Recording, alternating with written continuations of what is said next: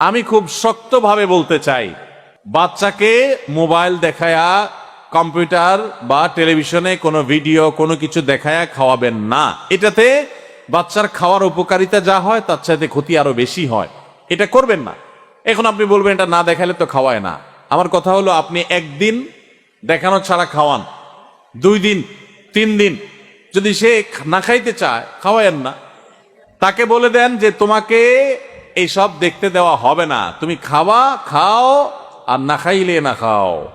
ওই যে এক মুরব্বী চাচার দেখছেন না, সারির সময় শেষ, খাইলে খাও না খাইলে না খাও, সিলেটি ভাষায়। বাচ্চা দেখবেন একদিন খাবে না, দ্বিতীয় দিন খাবে না, তৃতীয় দিন খাবে না। আপনি আবার মনে করবেন যে হুজুর তাহলে বাচ্চা মরে যাবে না। না, এত সোজা না মানুষের মরণ। 2, 4, 5, 7 দিন না খাইলে মানুষ মরে না, এত সোজা না। যখন ঠেলায় পড়বে দেখবেন ও খাবে, ওর বাপ মাও সাথে খাবে।